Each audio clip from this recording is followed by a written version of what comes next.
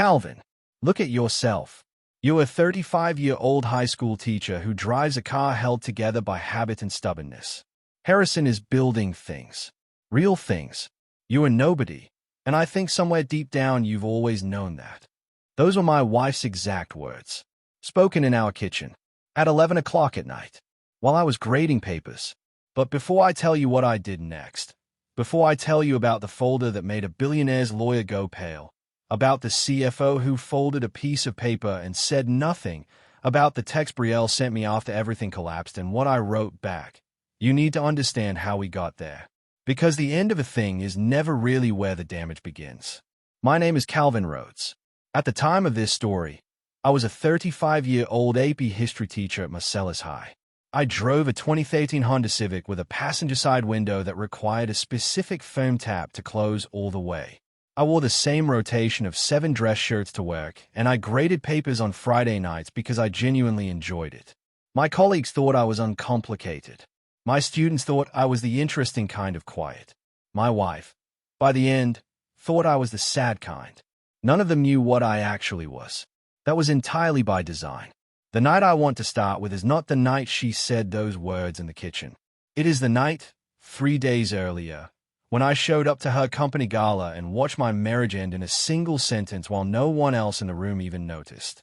Brielle had mentioned the event in passing. Drake Industries' 5th anniversary gala, rooftop venue, formal dress. She hadn't exactly invited me. She hadn't exactly not invited me. I had learned, over 6 years of marriage, that the space between those two things was where I tended to get into trouble. I went anyway. I wore my best suit, charcoal gray, purchased 4 years ago for my father-in-law's funeral, still fit well, and I drove 40 minutes to a building with Harrison Drake's name on the outside in letters you could read from a moving car. I found Brielle near the bar, laughing at something a woman in green was saying. She looked extraordinary. She was wearing a dress I had never seen, and I had a sudden, specific memory of the last time she had let me see her get dressed for something, our 4th anniversary dinner. The way she turned around and asked if the necklace was too much. That felt like another country now. I touched her arm. She stiffened. "Hey," I said. "You look amazing." She toned, and for just a fraction of a second, a fraction she would never acknowledge, her eyes showed something soft. Then Harrison Drake materialized at her side as if he had been waiting just beyond the frame of the moment, which, I would later understand, he had been. He was tall. He was silver-templed in the specific way that money and control ages a certain kind of man. He shook my hand with a smile that did not reach anything above his cheekbones, and I remember thinking, with the detachment of a person who has spent 15 years teaching people to read events clearly, this man is not greeting me. He is measuring me.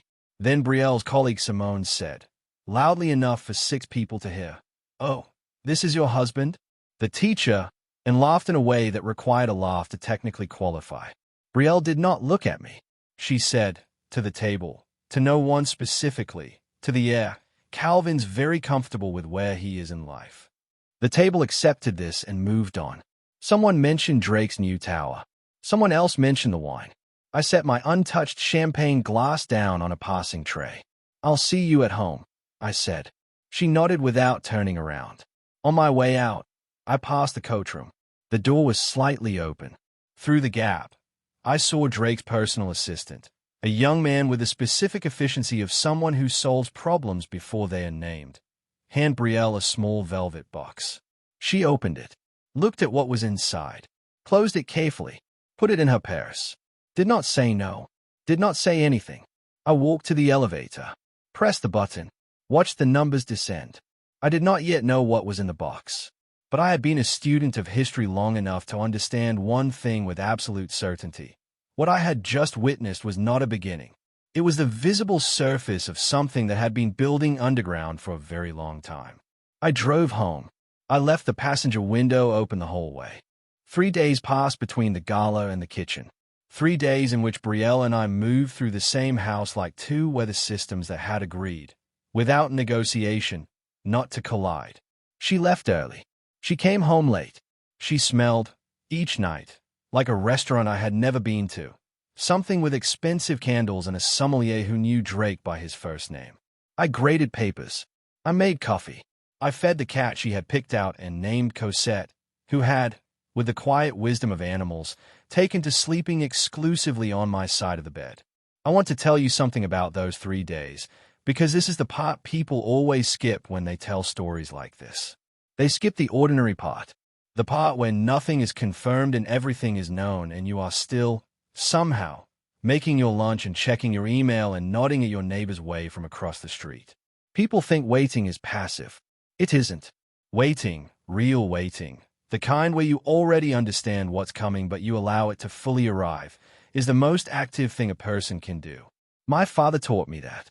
He waited 17 years inside a company that was slowly being taken from him by men who smiled at his face and worked against his name. He waited with patience and dignity, and a pen he carried in his shirt pocket every single day.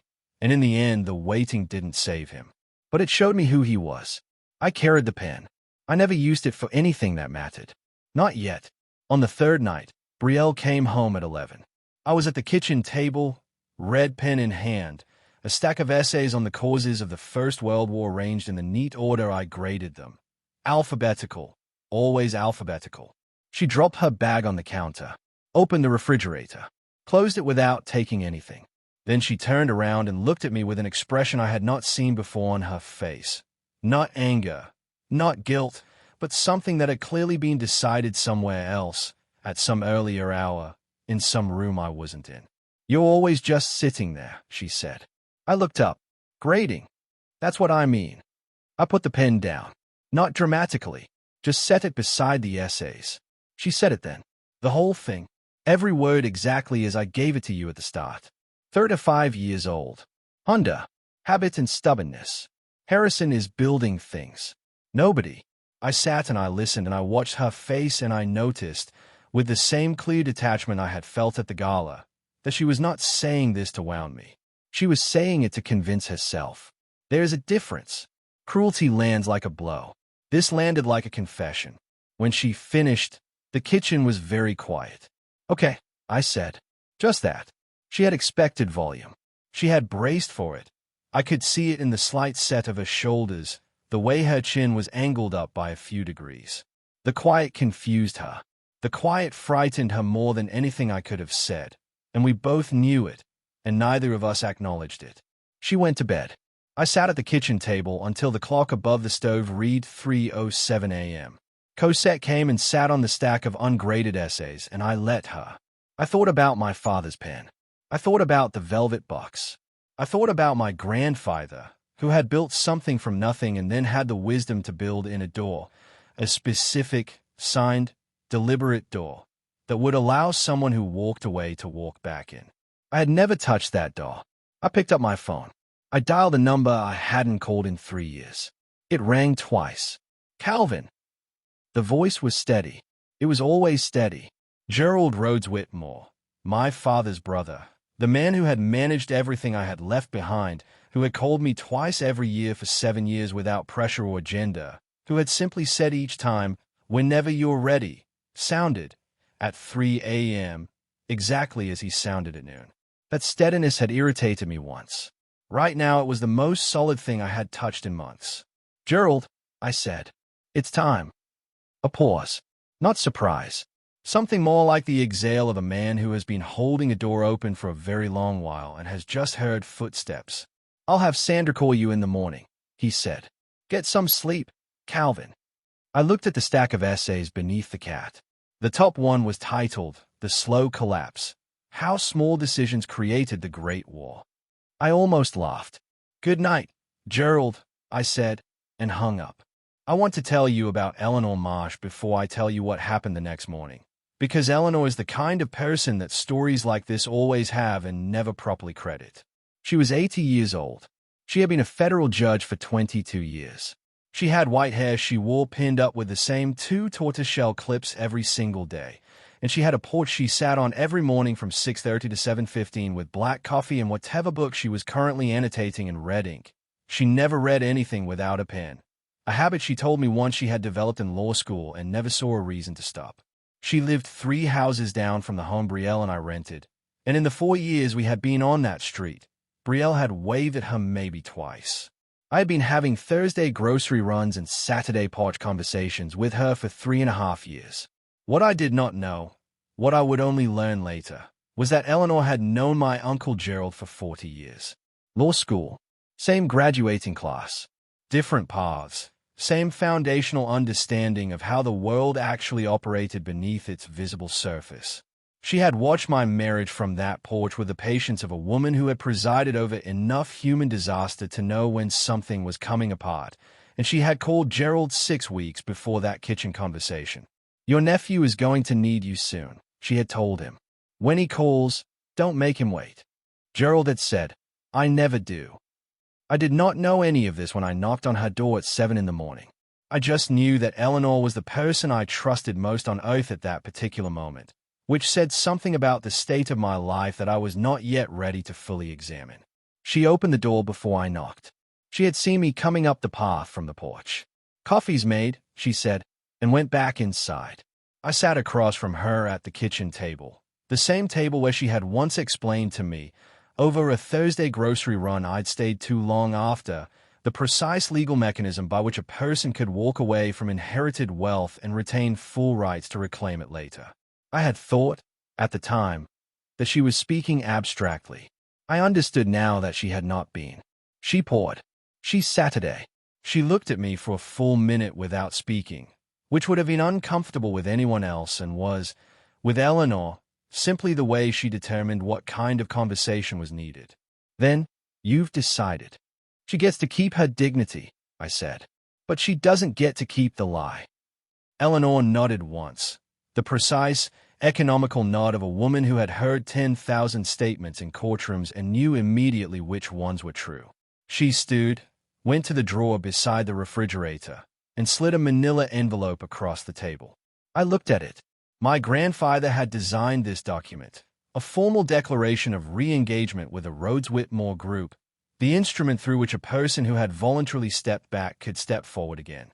Gerald had sent it to Eleanor 3 years ago. I hadn't known that either. Inside the envelope, the declaration was crisp. Single page. My grandfather's language was, as always, precise without being cold. There was a line for a signature and a line for a witness. I reached into my shirt pocket. My father's pen, the one I had carried for 7 years and used only for ordinary things, grocery lists, attendance sheets, the backs of receipts, sat between my fingers for a moment before I pressed it to the paper. The signature took 4 seconds. It felt like a door opening rather than closing, which I suspected was exactly what my grandfather had intended. Eleanor signed as witness without ceremony. She capped her own pen and said, "I'll call Gerald." "I know," I said. She looked at me over the rim of her coffee cup. "How do you feel?"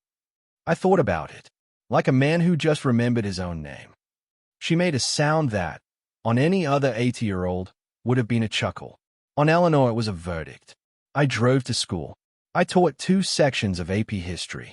Third period, I assigned a reading on the French Revolution, specifically the chapter titled The Patience of the Dispossessed. I did not do this consciously. I noticed it afterward, when I was writing the board objective, and I stood there for a moment with a marker in my hand. Then I finished writing the objective and called on a student in the back row who hadn't spoken in 3 days. By noon, Gerald had called Sandra Osei. By 2 o'clock, Sandra had called me. By 4, a forensic accountant named Miles Abra had been retained. By the time I walked to my car at 4:30, the engine that had been sitting idle for 7 years, fully maintained, fully fueled, never once turned off, had come to life so quietly that no one around me heard a thing. I tapped the passenger window firmly on the left side. It closed. 8 days after I signed that declaration, Harrison Drake invited Brielle to the opening of his new headquarters, a glass tower with his name on it in letters that caught the sunset like a boast. She attended as his date. I did not know this until the following morning, when my colleague Diane showed me her phone in the break room before first period, the way people do when they believe they are sharing something harmless. The photo was taken on a red carpet, Brielle in a dress the color of midnight. Drake's hand at the small of her back, proprietary and practiced. Both of them smiling for cameras with the ease of people who had rehearsed the moment privately before performing it publicly. Diane said, "Isn't that?" and stopped when she saw my face. My face was calm. That was what stopped her. "Thank you, Diane," I said, and walked to my classroom and closed the door. I sat at my desk. I looked at the photo again on my own phone, because I had already found it before Diane showed me. I had been watching, the way historians watch, without announcing the watching. And I saw what Diane had not seen, what the photographer had not intended to capture. Around Brielle's neck, catching the light between the lapels of her dress, was a thin chain. And on that chain, the unmistakable shape of whatever had been inside the velvet box. She was wearing it. She had never, in 6 years of marriage, worn the necklace I gave her on our first anniversary. She said the clasp bothered her. She kept it in the jewelry box on her dresser where I saw it every morning. I opened my journal, wrote one line, day one of the rest of this. Then I called my students in from the hall. The divorce papers arrived on a Tuesday, hand-delivered to the front office of Marcellus High by a courier in a press shirt, which meant Drake's lawyers had specifically chosen a method that would require me to sign for them in front of the school secretary, a woman named Pat who told everyone everything before lunch. By second period, 3 colleagues had offered me sympathetic looks in the hallway. By third, a student asked me if I was okay with the specific gentleness of a teenager who had overheard adults talking. I told him I was fine. I meant it. I opened the envelope in my car at lunch. Read everything carefully, the way my father had taught me to read anything with legal weight. Slowly, twice, looking for what wasn't said as much as what was. Drake's lawyers had listed my assets with the confidence of people who had done a cursory search and found exactly what I had intended the world to find for 7 years. Primary assets, 2013 Honda Civic. Educator's pension, partially vested. Estimated net worth, negligible. I read the word negligible twice. I called Gerald. He answered on the first ring. "I saw it coming through our system this morning," he said. "Sandra's already reviewed it. They think I have nothing." "They did a surface search," Gerald said. "The trust is structured exactly the way your grandfather designed it, invisible until declared. They found the Honda and stopped looking." "Good," I said. "Don't correct them." Gerald was quiet for a moment. Then, "Calvin, they're going to negotiate against a man they believe is empty-handed." "I know," I said. "Let them." I folded the papers, put them in my glove compartment beside a parking receipt and a pen that had run out of ink. I went back inside and taught fourth period. I slept better that night than I had in months. What I'm about to tell you, I only learned afterward. But it belongs here, in the sequence of things, because it is the moment the first crack appeared in Harrison Drake's world, and he never even felt it. His CFO, Terrence Webb, had worked alongside Drake for 12 years. He had watched Drake build the tower, close the deals, accumulate the particular untouchable confidence of a man who had never once faced a consequence he couldn't dissolve with money or lawyers. Terrence was loyal. He was also, quietly, methodical, the kind of man who checked everything twice and trusted the checking. As part of the divorce preparation, Drake's legal team ran a standard background verification on me. Confirm the husband has nothing. 30-minute task. Routine. Terrence ran it himself, because Terrence ran everything himself. He typed my name, Calvin Rhodes. He added the secondary identifier their investigators had pulled, middle name, date of birth. He ran the search. He stayed at his screen. He ran it again. His face, by all accounts from the assistant who briefly passed his open office door, went completely still in the specific way that faces go still when the mind is processing something the body doesn't yet know how to respond to. He printed one page. One single page from everything the search returned. He folded it in thirds, put it in his jacket pocket, did not add it to the file, did not send it to the legal team, did not call Drake. He went home. That evening he requested an urgent private meeting with Harrison Drake. Drake, riding the momentum of a man who believed he had already won, pushed the meeting to the following week. "Fine," Terrence said. His jaw was tight. "Next week." That delay cost Drake everything. But he wouldn't understand that for another 3 weeks. On a Wednesday afternoon, 11 days before mediation, Brielle's college roommate Paulette called her. Paulette was a financial journalist now, sharp, well-sourced, the kind of person whose casual questions were never entirely casual. I know about this call because Paulette told me about it herself, much later, after everything. She had felt guilty about it. She shouldn't have. She had tried to hand Brielle the truth on a Wednesday afternoon, and Brielle had laughed it directly back at her. Random question, Paulette had said. Is your husband related to the Rhodes Whitmore family? I interviewed someone last week who mentioned a Calvin Rhodes who walked away from a board seat about 7 years ago. Turned down something like 2-point-something billion. Brielle had laughed. Full, genuine, unguarded laughter. The kind that comes from a place of absolute certainty. Calvin? No. He teaches high school history. His biggest asset is a coffee maker and an opinion about the fall of Rome. Paulette had said, HM, probably a different person. Same name. Definitely a different person, Brielle said. They talked for another 2 minutes about something unrelated and hung up. Brielle put the phone down and forgot the conversation before she reached the other side of the room. That evening she texted Drake. Dinner tonight? He replied within seconds, already reserved. I was, at that same moment, sitting in Sandra Osei's office reviewing documents with Miles Abera, our forensic accountant. Miles had found something in Drake Industries' public financial records that had nothing to do with my divorce and everything to do with Harrison Drake's future. He walked Sandra and me through it quietly, methodically, page by page. When he finished, the room was silent. Sandra looked at me. What do you want to do with this? I thought about it for exactly 4 seconds. Everything that's legal, I said. All of it. Mediation morning. I was up at 5. I made coffee. I fed Cosette. I stood at the bathroom mirror and put on a suit I had not worn before. Not flashy, not costumed, but fitted in the specific way that only comes from a tailor who understands that the best suits should look like they belong to the person rather than on them. Gerald had sent it 3 days prior with a note that said simply, "Your grandfather wore this cut." It suited him. I carried my father's pen in the breast pocket. The conference room was on the 14th floor of a building that Drake's fame used for legal proceedings. I arrived 7 minutes early. Sandra was already there.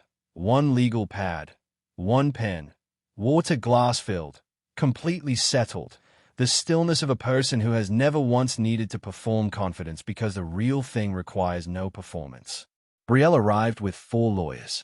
Drake came with her, legally unusual for a supporting party, and I watched Sandra note it without writing anything down. Drake looked at Sandra with a faint frown. She looked familiar to him, and he couldn't place why. He would later learn that she had represented 3 Fortune 100 companies in cases that were taught in law schools. She was also Gerald's goddaughter. She had been in this specific room before, on the other side of the table. Drake sat beside Brielle. He did not look at me directly for the first 4 minutes. When he did, his expression was practiced, pleasant, faintly pitying, the expression of a man attending a formality. I let him have it. Then I said, pleasantly, to the room, "Before we begin, I'd like my attorney to submit a document that wasn't included in the original filing." Sandra slid the folder across the table. Drake's lead lawyer opened it. He read the first page. He stopped. He turned the page. He stopped again. He leaned toward Drake and whispered. Drake's expression did not change, but his hand, resting flat on the table, curled, slowly, quietly, with great control, into a fist. The folder contained 2 documents. The first was my certified asset declaration. Calvin Rhodes Whitmore. Trust value, $2.83 billion. Legally active and continuously managed for 7 years. Grandfather's structure, uncle's stewardship, fully intact. The name at the top of the page, the full name, hyphenated, as my grandfather had written it, sat above the numbers like a fact that had always been true and had simply been waiting for the right room. Drake's lawyer read it twice. His second read was slower than his first. The second document was Miles Abera's work. 3 years of Drake Industries financial records, cross-referenced against public filings and land registry documents. A discretionary fund. A shell company. A real estate transaction in which Harrison Drake had purchased land using client information he was legally prohibited from acting on. $40 million in personal profit. The paper trail was not sophisticated. Miles had described it, in his characteristically flat way, as the kind of thing that gets missed only when no one is looking. Someone had looked. Terrence Webb, sitting across the table as Drake's financial witness, closed his eyes for 3 full seconds when the second document was placed in front of him. He had tried. He had requested the urgent meeting. Drake had pushed it to next week. Next week was now last week, and this was the consequence of that delay, sitting on the table in front of everyone. Drake's lead lawyer requested a recess. "Of course," I said. "Take all the time you need." I straightened my tie. I checked my father's watch. His, not mine, one I had started wearing the morning I signed the declaration. The room emptied around me. Sandra poured water. Said nothing. She had the particular quiet of someone who had already seen how this ended. I drank the water. I waited. I was very good at waiting. The hallway outside the conference room was carpeted in the aggressively neutral gray of spaces designed for difficult conversations. Brielle stood near the water fountain with her arms crossed. Not defiantly, but in the way a person holds themselves when they are trying to keep something interior from becoming visible. Drake was 15 feet away, back turned, phone to his ear, voice low and fast. His lawyers were inside. Her lawyers were inside. She was alone. I know what she was thinking, not because she told me, because I knew her, the real her, the one that existed before Drake Industries and the promotion and the velvet box. I knew what happened to her face when she was assembling something she didn't want to be true. She was thinking about Paulette's phone call. She was thinking about the suit I had walked in wearing. She was thinking about Sandra Osei's quietness, which had somehow been louder than anything Drake's 4 lawyers had said. And I have always believed, that she was thinking about the pen. She had seen it in my breast pocket when I walked in. She knew that pen. She had asked about it once, early in our marriage, and I had told her it was my father's, that I carried it for the same reason some people carry photographs. Not to use, but to remember. She had found that sweet in the way people find things sweet when they are not yet paying full attention. She was paying attention now. The necklace from the velvet box caught the hallway light at her throat. She reached up and touched it, just once, briefly, then dropped her hand. She did not cry. She found her lip gloss in her purse. She applied it with steady hands. She straightened and went back into the conference room. It was the bravest and the saddest thing I ever watched her do. I gave no interviews. I made no posts. I did not call a single person to describe what had happened in that conference room, because the truth, when it is properly structured, does not require a narrator. It moves on its own. Sandra filed the regulatory complaint with the SEC the same morning as mediation. She had prepared it 2 weeks prior. Miles had notarized his findings. Every document was sourced, certified, and delivered through channels that made them impossible to quietly dismiss. Drake Industries stock dropped 18% in 48 hours. 3 board members resigned publicly, each statement carefully worded in the specific language of men separating themselves from a sinking name. The phrase insider trading scheme appeared in the Financial Times on a Thursday morning, attached to Harrison Drake's name, above a photograph of the tower with his name on it. The same photograph that had run when the building opened. The same image where Brielle stood at his side in a midnight dress. Drake was not immediately arrested. These things move at the pace of institutions, not stories. But he was investigated, formally and publicly, and the investigation itself was the destruction, because Harrison Drake was a man whose entire architecture was built on the perception of invincibility, and a formal SEC investigation is precisely the kind of thing that architecture cannot survive. I went back to school on Friday.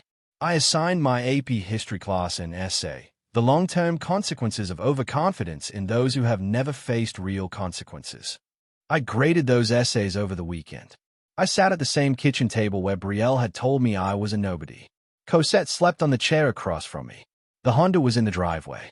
The passenger window closed perfectly now. I'd had it properly fixed 2 weeks prior. Small thing. Long overdue. The best essay was written by a quiet student in the 3rd row who rarely spoke, but always noticed everything. I gave it an A+ without hesitation. The announcement ran in the Wall Street Journal on a Tuesday. Calvin Rhodes Whitmore named executive chairman of Rhodes Whitmore Group. Beneath the headline, a photograph.